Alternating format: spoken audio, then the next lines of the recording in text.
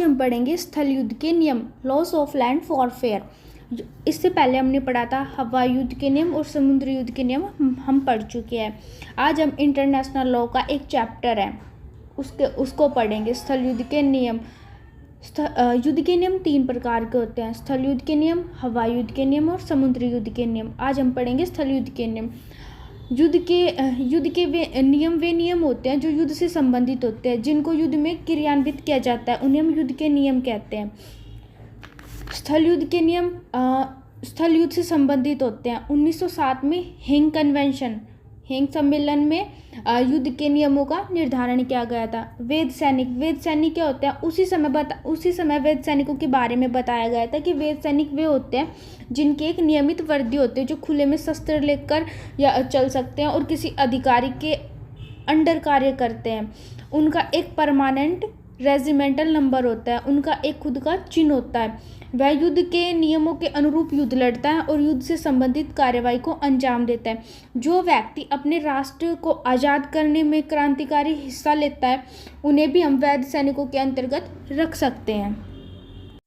युद्ध वर्जित साधन, वे साधन जिन्हें युद्ध में वर्जित किया गया है, ठीक है। जैसे हम नुकीले हथियारों का प्रयोग नहीं कर सकते या फिर उन हथियारों का प्रयोग नहीं कर सकते जिससे कष्ट या तकलीफ पहुंचती हो।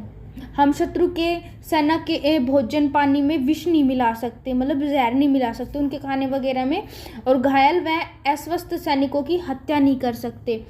जनेवा सम्मेलन 1949 में हुआ था और इसमें युद्धबंदियों के लिए एक जीवनदान का कार्य किया था। इसमें यह कहा गया था हम किसी को भी प्रताड़ित नहीं कर सकते,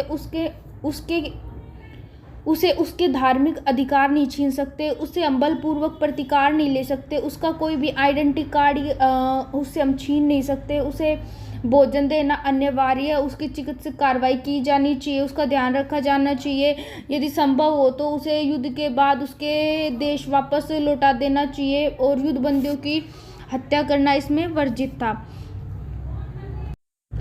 घायल व मृत सैनिकों के संबंध में, कोई भी व्यक्ति जिंदा है तब तक वो हमारा शत्रु है, उसके मरने के बाद हमारा पूरा दायित्व होता है कि हम उसे पूरा सम्मान दें, और उसके बाद हम उसे हम उसके मुल्क मतलब उसके देश से लौटा दें, या फिर उसके शव को मतलब सम्मान सहित उसका अंतिम संस्कार उनके मतलब धार्मिक तरीकों से किया जाना चाहिए।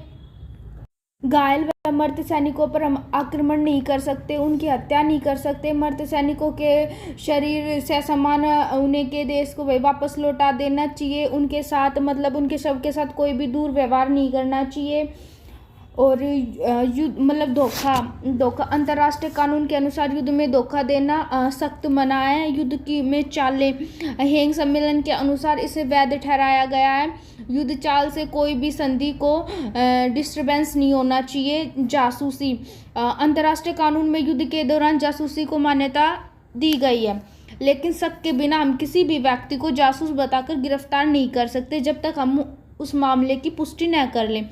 जब तक हम उसे गिरफ्तार नहीं कर सकते कि पुष्टि होने के बाद गिरफ्तार नहीं कर सकते, जब तक अगर कोई पुष्टि हो जाती है उसी के बाद हम उसे गिरफ्तार कर सकते हैं।